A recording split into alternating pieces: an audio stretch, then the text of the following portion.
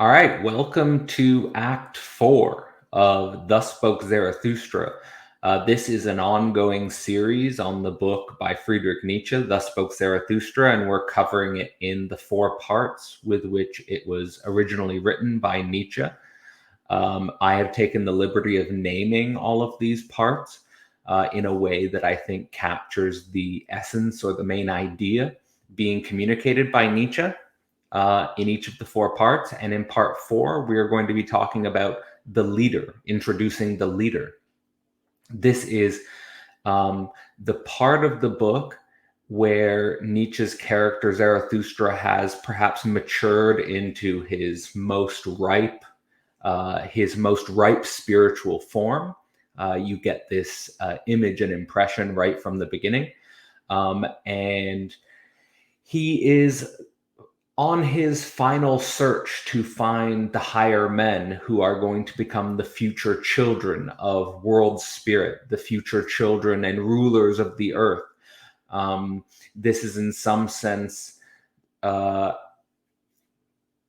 aspect of the book where he is giving us sort of a final look into the main characters of the social world that he despises.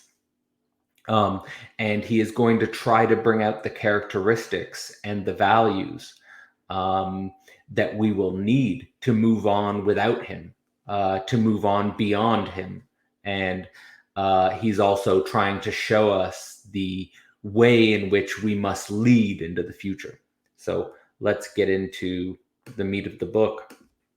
But before we do, I want to let you know that this is all leading up to a course that will be taking place throughout the summer, 9 weeks, 6 classes, 3 different tiers so that you can work with me at various levels if you're so called, where we're going to be doing a deep dive into Thus Spoke Zarathustra and also oriented in a creative way towards a student-led conference and anthology where we will be making our own interpretations and making our own sense out of Thus Spoke Zarathustra for the 21st century. So if you're interested in working with me, if you're interested in diving deeper into Nietzsche's masterwork, the last day to sign up will be July 15th, 2002. Everything you need to find about the course is at philosophyportal.online. The 4th part will be covering about 20 concepts. And these 20 concepts mirror many of the passages in the 4th part of Thus Spoke Zarathustra. We'll start with sacrifice and we'll build towards shining for others. And what holds all of these concepts together is basically a narrative arc where Zarathustra has been in isolation and silence for we don't know how many years, but many years. We get the impression that he is much older. We get the impression that his hair has grayed and he is prepared to find the higher men. He feels like he has matured to the final stage. He feels like he is ready to pass on and he wants to pass on to his spiritual children. And sort of that's what's really holding together this final 4th part called, or what I'm calling, the leader. The first concept, sacrifice, is an introduction to Zarathustra's counterintuitive view about sacrifice. When we usually think about sacrifice, we usually think that we are, let's say, sacrificing ourselves, some immediate gratification for the future. However, this way of thinking about sacrifice for Nietzsche is only for the poor of spirit. We get the sense that for the rich of spirit, they have the feeling like they already have everything bestowed to them, given to them. So they're not losing anything. And they're also so oriented towards the future. They're so oriented towards bestowing for the future that the very act of doing that and engaging in actions that many people would consider sacrificial, they simply don't consider sacrificial. It's kind of like a perspectival shift. And this perspectival shift takes place between a distinction that Zarathustra makes between the poor of spirit and the rich of spirit. And right from the start of the chapter, we get this idea, which is perhaps a magnified version of what we've already experienced with this character throughout the first part, the second part, and the third part, that he is overflowing, and he is, we get this feeling that his blood is thick like honey, and he is just on fire, basically, and he is ready to descend, to find the other higher men, to sacrifice himself, to find the children of the future. And that's related to this idea of hope for a better world. The first character that Zarathustra confronts is the soothsayer, who tries to confront him by provoking him with ideas that the world is meaningless, the world is empty. And we get this impression that it's very easy to think that the world is meaningless, the world is empty. We have a confrontation with ideas along the lines of everything is just the repetition of the same, nothing really new is possible. And that's what's really difficult is to link one's vision to the possibilities of a better world.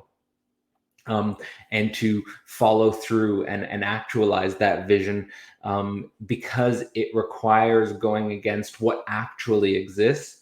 And when we can see what actually exists is often the repetition of the same, it's hard to see that anything new can really emerge. But this is a challenge for the Overman, which is set from the first part of the fourth part, and is really the stimulation and the motivation for him to go on and find the higher men. And the first higher men he comes across are kings. And these kings interest and intrigue Zarathustra because they admit that kings no longer have a meaning in the world. When we think about not only the medieval history and the pre-modern history of Europe, but also the history of the entire world, many rulers or leaders or kings or authorities had some connection to divinity. The most obvious example perhaps would be Europe's divine right of kings, where the leader, the ruler, the king was born into a divine position. This was something which was actually quite common among all ancient world civilizations. But what Zarathustra really sees here as a challenge is not to simply displace the kings of the old world who no longer have any meaning for a type of, let's say, secular democracy, or to disconnect, let's say, leaders or rulers from divinity, but rather to proclaim that the future rulers of the earth, the future leaders of the earth, because we do need leaders, we do need rulers, will be the Overman. But what here is the distinction between the kings of old and the Overmen in terms of rulers of the earth? And for Zarathustra's character, that is simply the difference between being born into a certain social constellation, namely being born into a certain divine right. If you were a king, you were born into it from a lineage, and the Overmen being rulers of the earth because they had won it through their own hard experience, that they have won the right to rule, the authority, the legitimacy through their own experience of self-overcoming. And it just speaks from their body. It speaks from their hard-won experience that they are the Overmen, that they are through their own experience, the types of beings that are capable of ruling and leading. And that is where the legitimacy of their authority comes from. So I think this is a really important distinction. And overall, it's tied into Nietzsche's larger project about the future rulers of the earth, because I think Nietzsche is not only concerned with the fact that the old metaphysical scaffolding is gone and we can no longer connect rulers to divinity, but he's also concerned about the void with which that leaves, the void with which that opens up, and it demands and calls forth for the Overman. And I think that concept can be connected to Nietzsche's idea, or Zarathustra's idea, of spirit science, that spirit develops through real knowledge of its own blood and experience. So again, sort of saying that the future rulers of the earth will be having a divine right won from their own experience, legitimized by their own experience, basically by testing themselves at every path along the way, testing themselves at every obstacle and block and problem or disturbance along the way. That you are the test, and the laboratory is everywhere.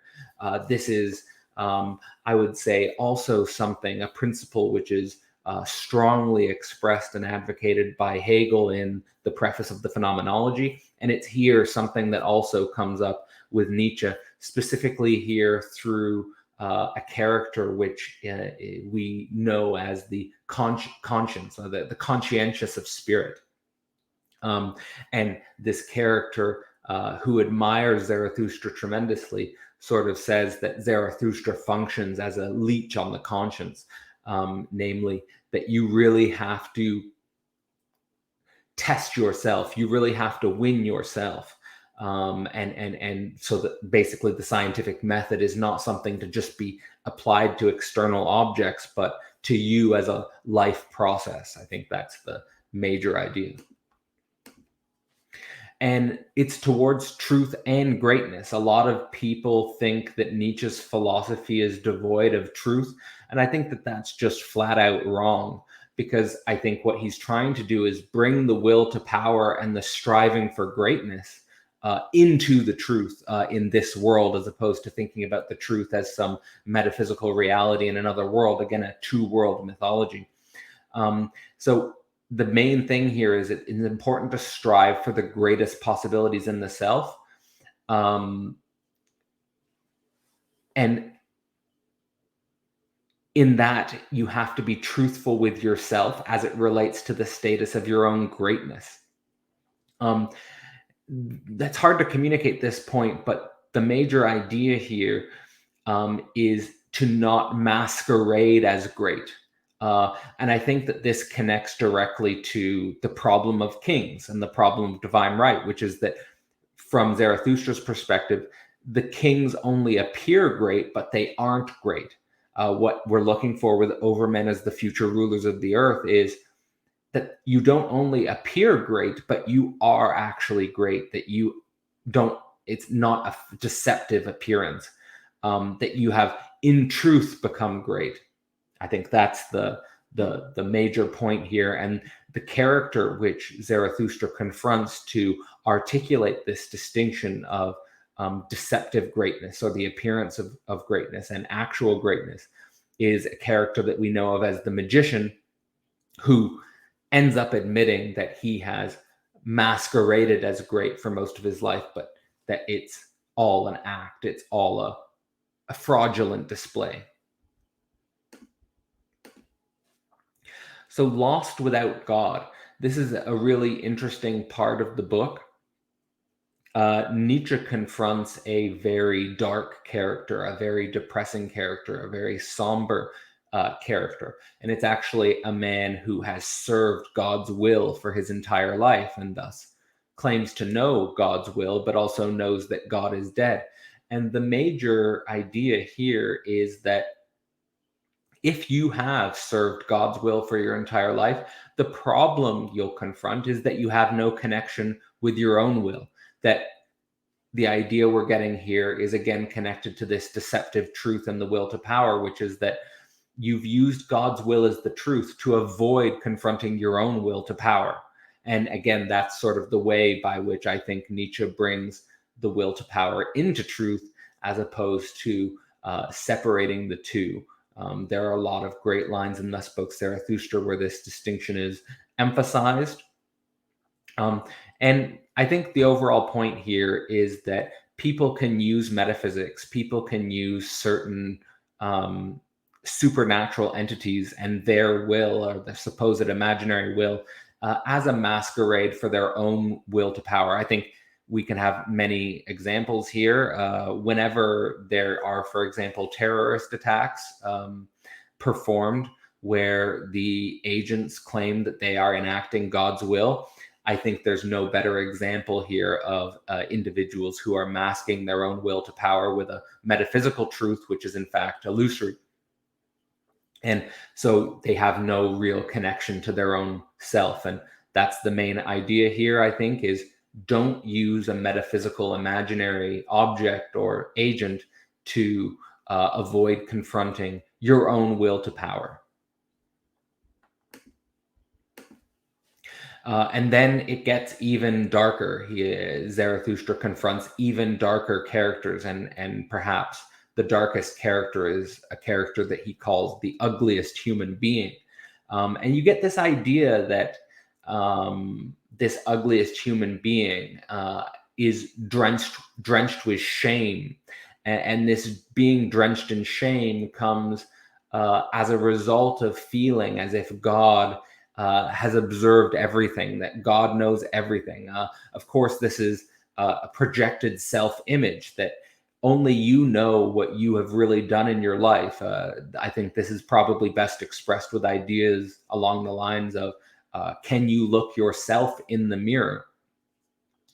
Because only you know what you have done in this world and how you have used your soul, your life in this world. And can you bear your own image?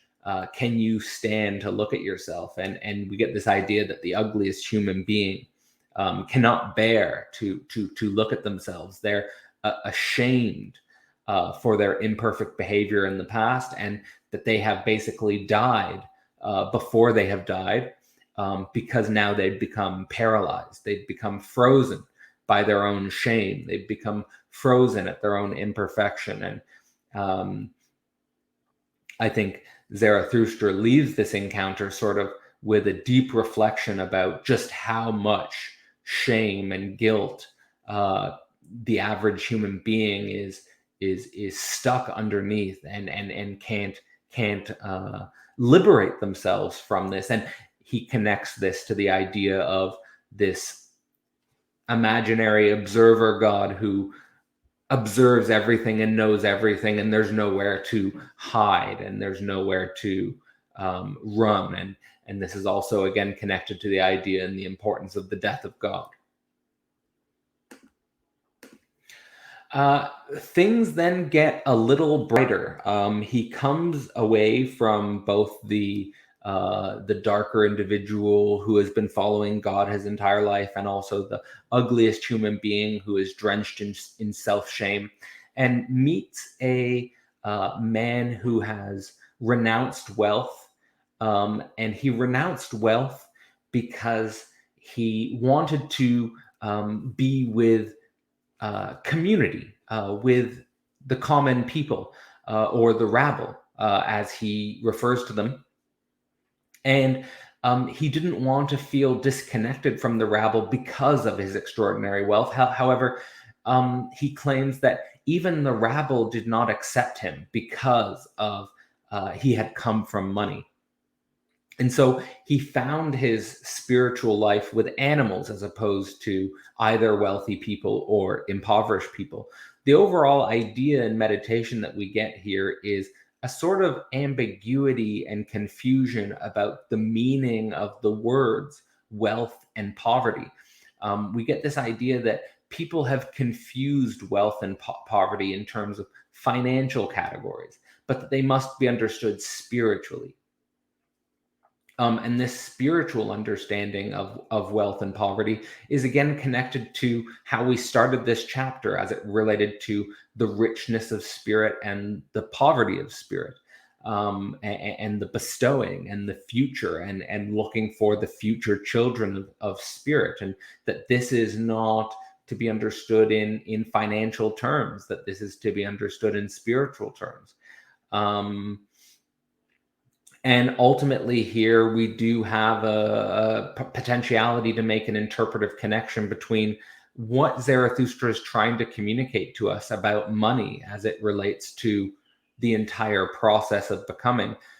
You get this idea that you should only relate to money pragmatically, not ideally. Like, of course, we need some money. There's a aspect, a part of Thus Spoke Zarathustra where we get the idea like, it's nice to have some money in your back pocket, but you also don't want to risk and sacrifice your entire life for money, or becoming wealthy as the ultimate goal, and thinking like, once I get $1 million, or once I get a large amount of money, then all of my problems will be solved.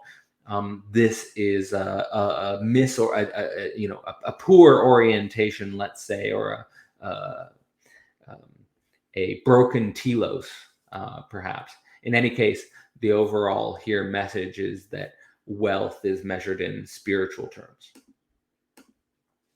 And then perhaps a well-timed encounter in the book, Nietzsche confronts his own shadow. And his shadow chases him around. And at first, the character Zarathustra runs away from the shadow. The character Zarathustra tries to avoid confronting the shadow, but then ends up saying, "What's the use? I can't outrun my shadow. I have to confront my shadow. I have to see what it's trying to tell me." And the shadow actually has a lot to say, which I think is quite profound. And the way Nietzsche describes the shadow, I think, is really important for us today, especially in the context of our internet online life, is that he says the shadow operates as a free spirit which breaks all limits and boundaries. It explores everything, the shadow. The shadow is virtual. The shadow is not constrained by actuality. The shadow can explore any territory. It can go to places where if you were to actually go there, you might lose your heart or you might lose your own self ground. And so the overall point here is you have to be careful with your shadow. You have to be careful with the virtual potentiality that you're casting in your own actuality, let's say. And you have to be careful that where this free spirit of the shadow is going, breaking all limits and boundaries, can actually do a great deal of harm to your heart and to your ground. And the overall message here is that we get this idea that if you become too captured by the shadow, if you become too overtaken by the shadow, you can lose your home. You can become homeless. So we get this, again, idea that for Nietzsche or for the character Zarathustra, home is this inner overflowingness of soul, of your actual, which is your actual body. For Nietzsche, and perhaps the shadow is what this light of the soul, this light of the body, is casting in its potentiality and its virtuality, away from the actual, unconstrained by the actual, but nonetheless something where if you get too caught up into it, you can potentially lose your home.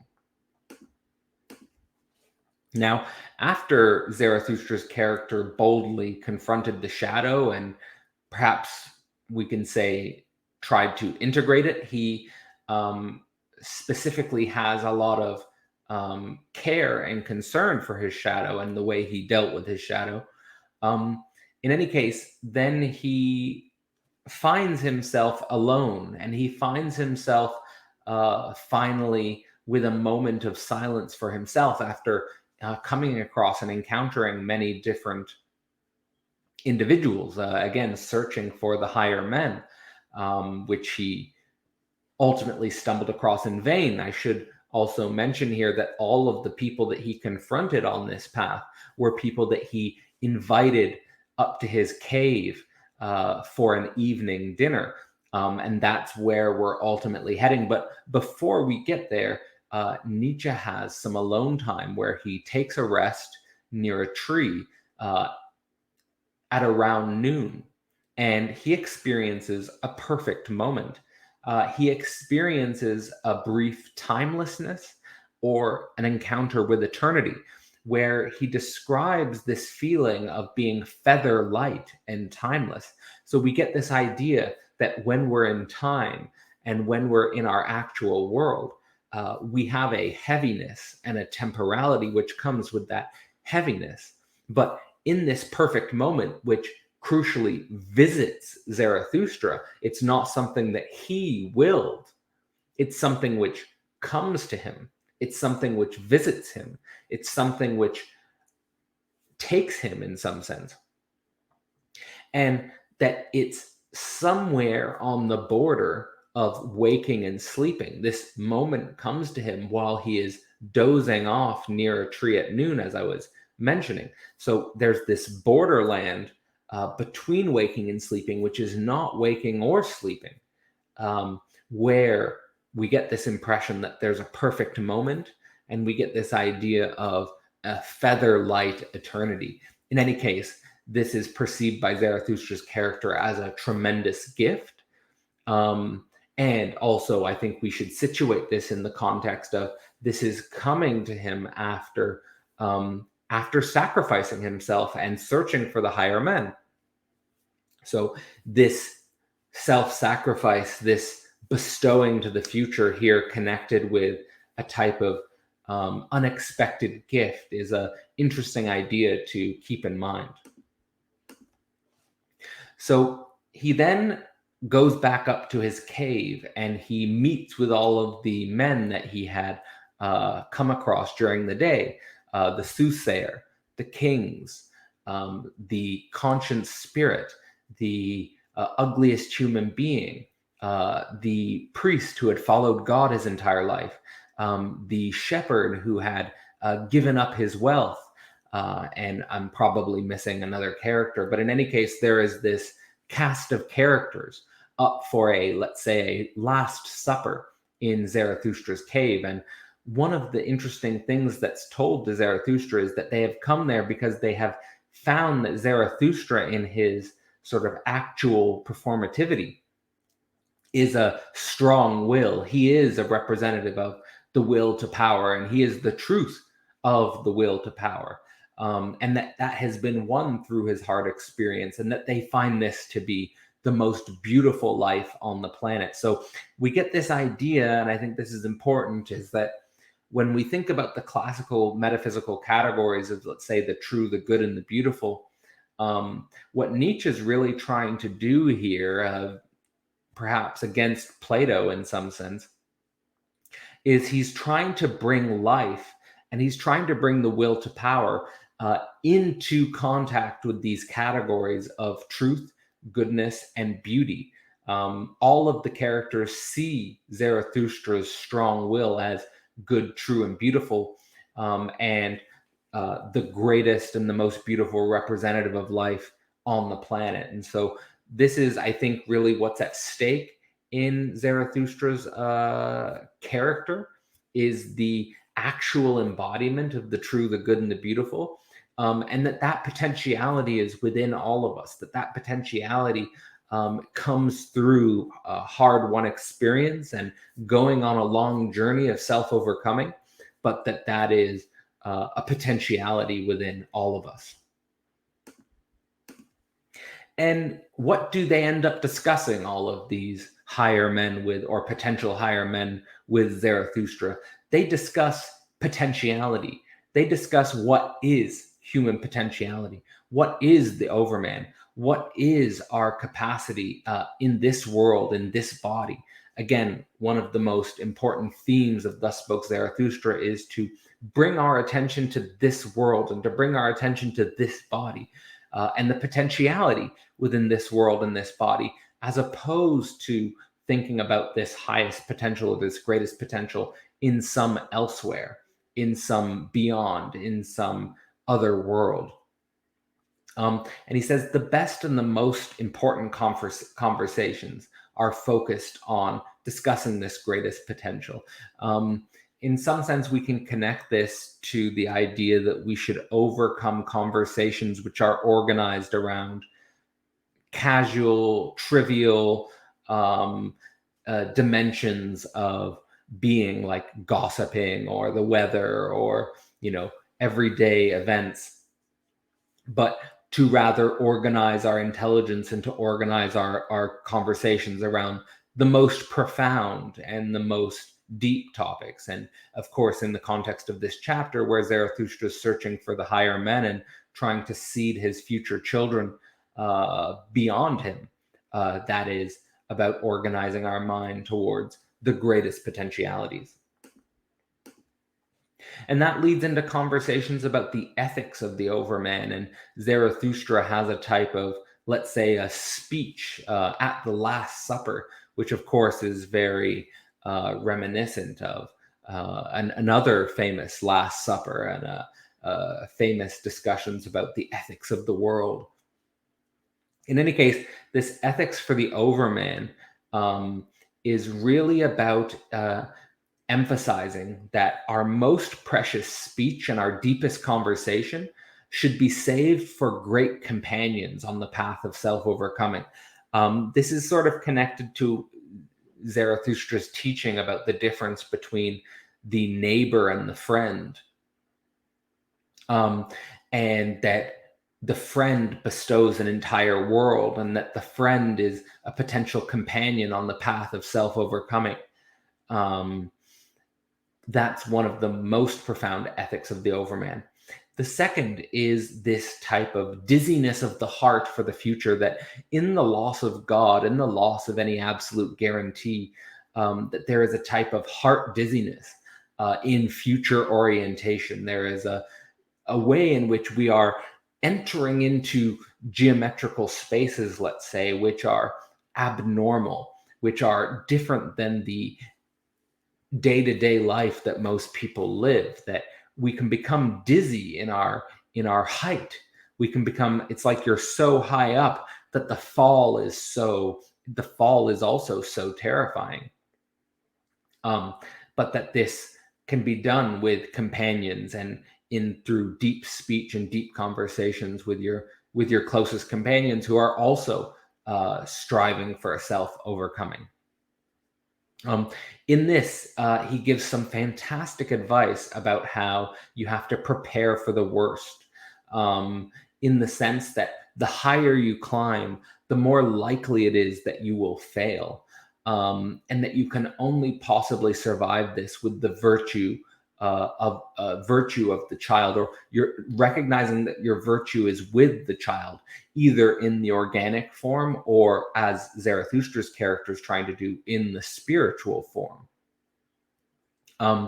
And because the higher you go, the more likely it is you'll fail, is that you have to be able to roll the dice without fear of failure, focusing again on the potentiality within spirit, this rolling of the dice without fear of failure is, I think, also connected to meditations we've had in previous videos about the identification with the sky after a long climbing, and achieving a type of antithesis of the spirit of gravity in your own flight. So this is again connected to rolling the dice without fear of failure. And again, to focus on the possibilities within being, as opposed to the failure within being, or as opposed to the likelihood that you will make enormous mistakes on this dizzying height, in this dizzying forward march with your companions. Now, after Zarathustra gives this tremendous speech and talks about the ethics of the Overman, he goes out of his cave and leaves the other men alone for a bit, to meditate by himself in nature, to get some fresh air.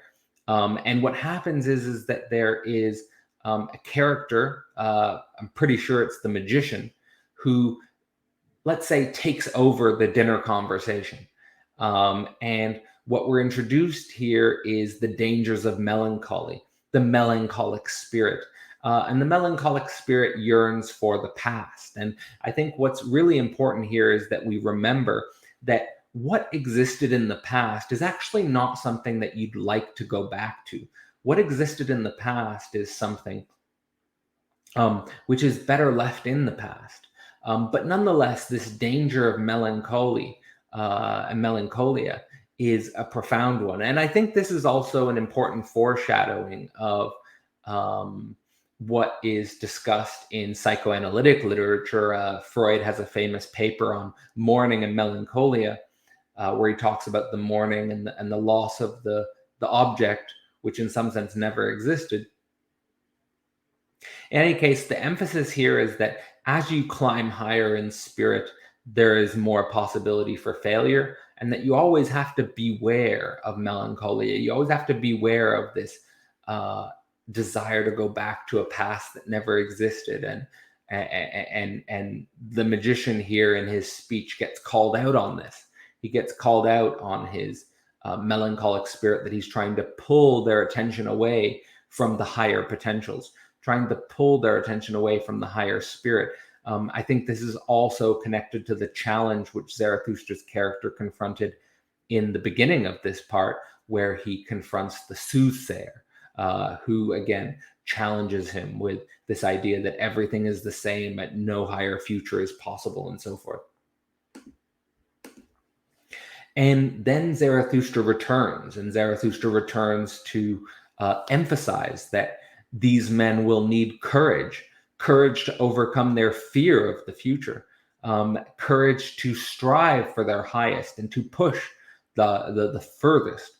And he says that most human behavior, the rabble, is motivated by fear, but that all real human innovation, and I think this is also connected to spirit science and also connected to Nietzsche's theory about the origin of human beings, is that all human innovation, including the human being itself, comes from courage over fear.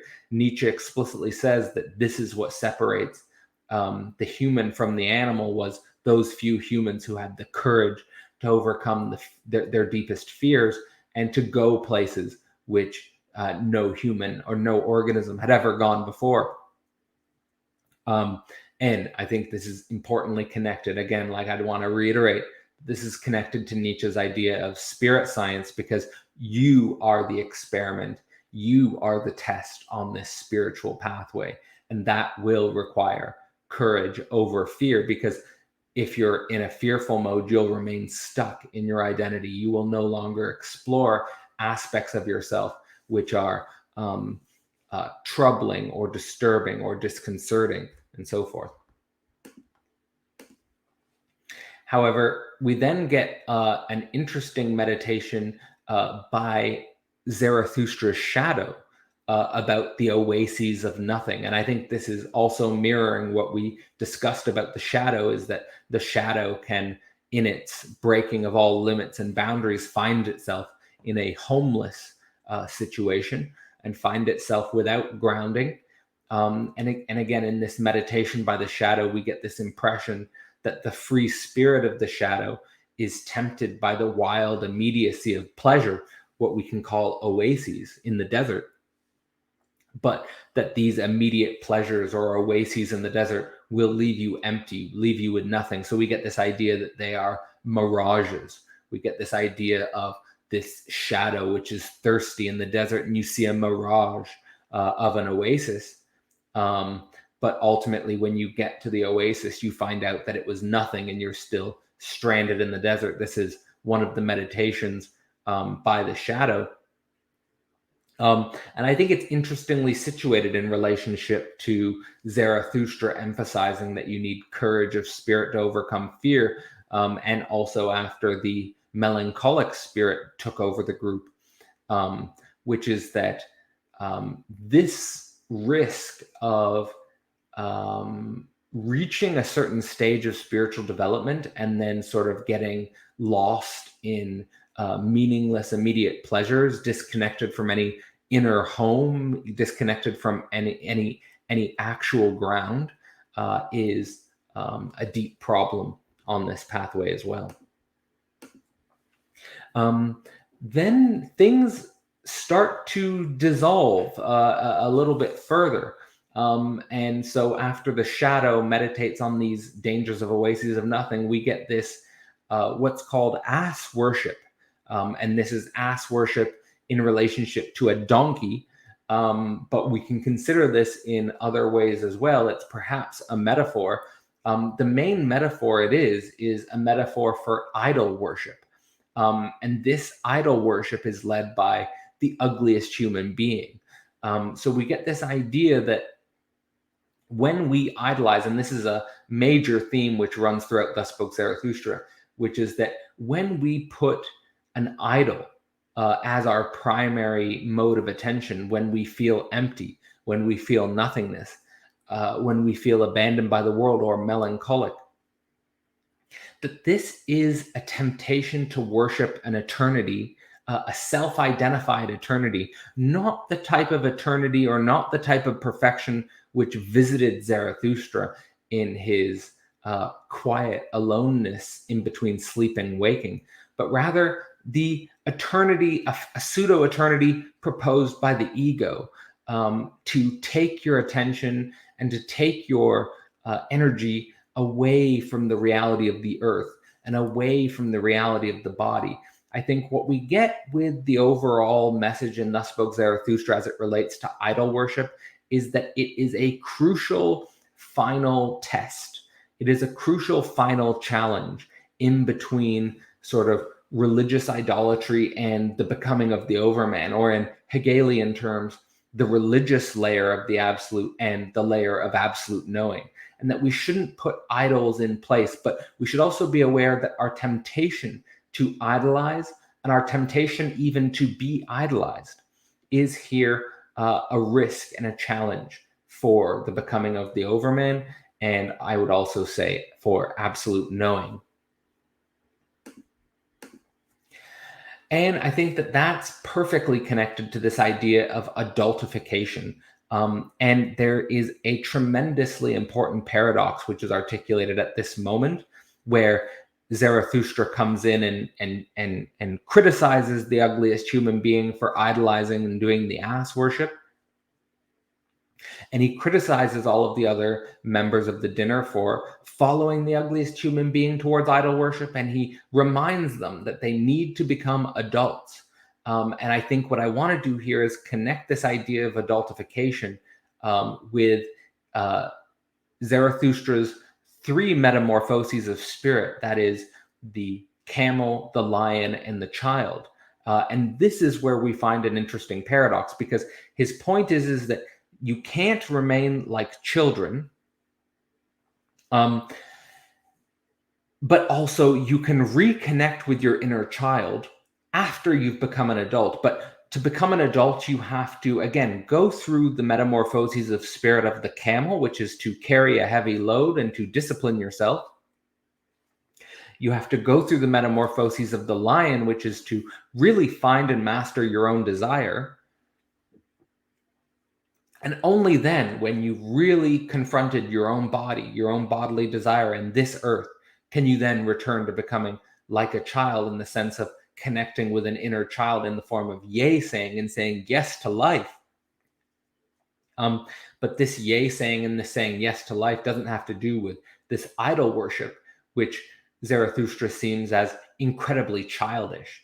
And so there's a big difference between becoming a child after becoming an adult and remaining a child out of fear of becoming an adult. And that's again connected to spirit science. It's again connected to this courage to overcome your fears, and that is where real innovation happens, and that is where the potentialities of the Overman lie, ultimately. And so here we get this paradox, which I hope I've done a good job of explaining, between processes of adultification, again, the camel and the lion, and only then, once you pass through this sieve of adultification, can you reconnect with your inner child. And all of that is related to the capacity for the child to yay say in this life and in this world, as opposed to getting caught up in idol worship. After this, Zarathustra, the dinner is over, it's getting dark, and he takes all of these potential higher men out into the middle of the night and near a waterfall, which he particularly reveres. And he makes a point to actually take the ugliest human being aside and to give him a special message. But the message is also for all the other guests, which is that the deepest part of the world is the deepest midnight. And that in order to sit with and in this deepest midnight, you have to be with a deep pain and a deep longing, but that there is an eternal joy that is deeper than this pain and deeper than this longing, this eternal joy here. And you get this idea, and he tells this to the ugliest human being, is you get this idea that it is the capacity to be with and know this deepest midnight, which is in some sense where the legitimacy for the rulers of the future of the earth comes from. To be with this deepest midnight. And there is here an interesting theory, perhaps, in Thus Spoke Zarathustra and as communicated through Zarathustra, as it relates to noon and midnight, these highest and lowest points of the cycle of day and night. Of course, when Nietzsche's character Zarathustra was confronted by a perfect moment, an eternity in between sleeping and waking, it was at highest noon. And now he's winding the book down with this confrontation with deepest midnight. And so highest noon and deepest midnight are here metaphors, again, for the highest and the lowest, the highest joy and the deepest pain, and perhaps an intersection where they come together. And the overall point here is that one has to be with the deepest dreams of midnight, again, foreshadowing psychoanalysis and the importance of dreams. One has to be with the deepest dreams of midnight to really be in touch with oneself, and to, in some sense, again, be legitimized or validated as a ruler of the earth, and as a sort of committed to this life and this world, and the ugliest human being, after this sort of awareness has been communicated to him by Zarathustra, gains a new appreciation for life and this world. And that's the main point that Zarathustra's character wants to communicate here as we near towards the end. Now, as it relates to Zarathustra's engagement with the higher men, the dinner and the entire day that had passed, that is all over. All the higher men go back to the cave and they go to sleep. And Zarathustra's character wakes up in the morning. He wakes up first. All of the other higher men or potential higher men are still sleeping. He goes out of his cave and greets the sunrise, and he meditates on the fact that he doesn't really believe that he's found his future children yet, or rather, it's maybe better to say that he feels like his future children are close, but not here yet. And this is really important because we get this idea that there's still a tremendous openness in Zarathustra's character towards the future, and that nothing here is resolved finally. We get here an ending which leaves us with just this horizon of enormous possibility, and these ideas about the future children of Zarathustra, and the future spirits who will rule the earth for thousands of years. But still, this idea that Zarathustra feels like he hasn't really completed his mission, that his children haven't come yet. But he ends the book in the same way he started it, which is to ask himself the question, what is the shiniest person or the shiniest object, if not to shine for others? And this is done both times in relationship to meditating on the sun itself. Here at the end, meditating on a sunrise, which is, of course, a metaphor for a new beginning. And so we get this ending, which ends with a new beginning. Now, something else tremendously interesting happens in this scene and in this moment, which is that a giant yellow beast comes and visits and sits by Zarathustra. And he makes the point to say that this giant yellow beast sits by and near him, fully obeying, kind of like a dog would obey a loved master. And what we get here is basically this idea that Nietzsche, or Zarathustra rather, has been visited by his final metamorphoses of spirit. That is, the metamorphoses of spirit which goes from the lion to his inner child. So even if the future children of the earth are not here yet, we get this idea that his inner child has come, and that is symbolized by the lion completely obeying him. So we get this idea that perhaps this lion as metaphor for desire and mastering the passions, mastering the body and all of its drive in this earth. is now with Zarathustra completely. And this comes with a meditation by Zarathustra that all that really matters is the work in this world. All that really matters is his future work. That no matter what befalls him, positive or negative, that no matter what negative emotions he has to confront as he continues his journey to seed the future children of the earth, we get this idea that it's this process of his spiritual work, which is of the highest value and the highest importance, and that highest value and highest importance has only become more important now that his inner lion or his inner giant yellow beast fully obeys him and fully follows him and guides him with his inner child, this yay saying into the future. And that's how the book ends, with a yay saying into the future. And we also get this idea that Zarathustra comes down from the mountain, perhaps finally comes down from the mountain for the final time, and now that he has mastered his passions, is ready to return to the world and perhaps start the future empire of the world as a ruler of the earth. We get this type of impression in any case. So that is the end of Thus Spoke Zarathustra, but we have to do a quick overview of everything we've now learned in this fourth and final part here to take everything into a new whole. He says, the leader takes action and direction for what most would consider a sacrifice, but he is too rich of spirit to call it a sacrifice. So again, this idea that the leader is so rich of spirit that when people consider his actions from the outside, it looks like a sacrifice, but this appearance is deceptive.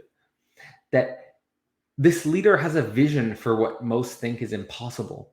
And in the face of meaninglessness, he sees the possibility for a better world and sees the capacity to connect this action for a better world. And that the quality and the capacity for this action and this vision doesn't come by a traditional heredity at kings, but from hard-won experience. And what's crucial here is that in the way Zarathustra inverts the traditional world, he is also trying to avoid the problem of our time, which is the problem of leadership, which is the problem of authority, which is the problem of legitimacy. And he's giving us the clear answer that this leadership and authority and legitimacy comes from hard-won experience, nothing else. He says, the science of the leader is a spirit science, a science that constantly explores and tests the self at every path along the way. And this should be connected to the reality of our time, where science is not really a spirit science, it's more an object science. So I think what we get both in Hegel and in Nietzsche is this affirmation of a spirit science where the self is the exploration and the self is ultimately the test. And that what's at stake in this is the capacity to rule the earth and the capacity to become the future leaders of the planet. And that we have to distinguish between the appearance of greatness and actual greatness. That which is an appearance that has depth. In other words, we get also this synthesis, which I think appears in Hegel and Nietzsche, between appearance and depth. That we want an appearance with depth, that is, with truth and the will to, and the truth as the will to power. Again, bringing to truth, to goodness, to beauty, the will to power, which is the depth of the entire body and the entire life path as it strives on this earth. This deep appearance is a creative will that is constantly found and avoiding the lostness that comes after the death of God. In other words, what we here have to be aware of is that connecting to this creative will inside of us is essential to avoid either following a illusory will, God's will in some other world, or just becoming aimless and lost because we're not really willing to confront our own will to power, let's say. From this, in the bottom left-hand corner, we get the idea that many people die before they die because of shame, because of spiritual poverty, because of an unruly or uncontrollable shadow. Here we're covering many different characters that Zarathustra confronts along his path. and that perfection emerges as a moment for the richest spirit with a strong will and becomes the most beautiful thing on the earth. And this is, in some sense, what validates and authorizes his capacity to rule the earth, is that they are the most beautiful beings on the planet.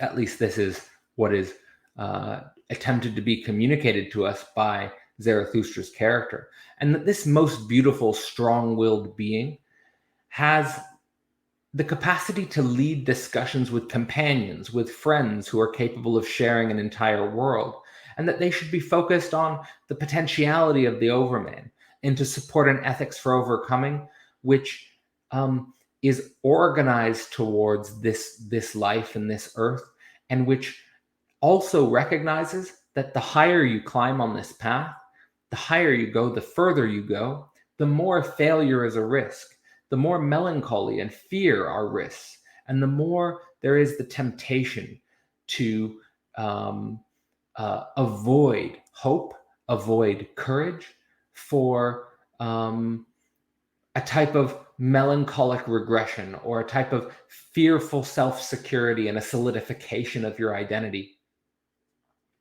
Also, there is the risk of falling into oases of nothing and into idol worship, which become distractions from the hard work of becoming an adult. That is the process of adultification that we covered with the metamorphoses of spirit, the camel, the lion, and the child. But that in this process of adultification, there is a possibility to reconnect with your inner child after adultification.